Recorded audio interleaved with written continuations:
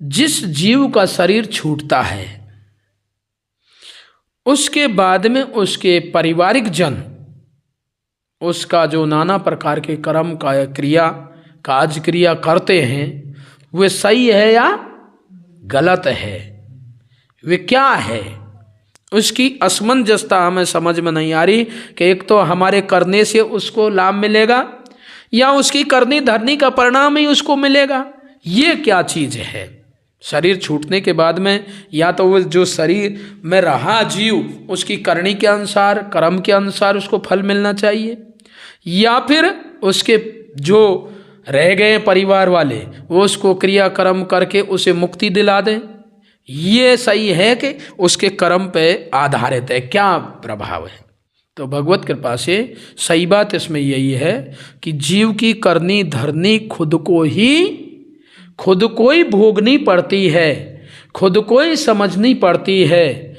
उसके बाद में ऐसा नहीं है कि दूसरा वा के लिए कुछ कर बैठे और वा का कुछ कम पड़ जावे, कोई भी उसका संस्कार कम पड़ जाए, ऐसा कुछ नहीं है। वास्तव में ही असली तो उसका यही है कि उसके साथ जो कुछ भी है बुरा या अच्छा वही उसके साथ जाएगा।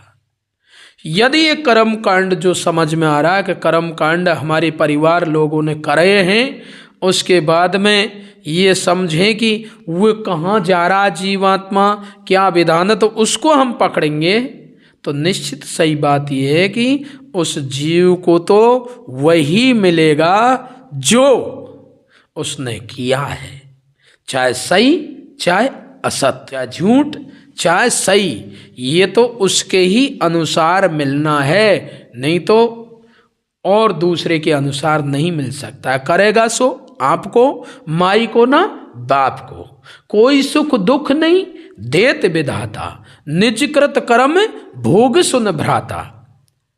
ये तो निज के खुद के किए हुए कर्म ही स्वयं को भोगने पड़ते हैं, कोई दुख सुख नहीं दे सकता है। यदि इसको कर्म कांड को हम करते हैं, यदि करते हैं तो ये हमारी संतुष्टि के लिए करते हैं, नहीं तो सब लोग, कोई तो लोग अपने किसी जाने वाले को न्यों कहता है कि भाई नरकगामी। जब शरीर छूटता है सबन का तो सबके पिता माता भाई बंधु स्वर्ग को चले गए, तो ये कर्मकांड किसके कर रहे हैं? कोई एक आध तो यूँ कह देता हमारा पिताजी नरकवास हो गया इसलिए उसको कर्मकांड करके हम स्वर्ग भेजें।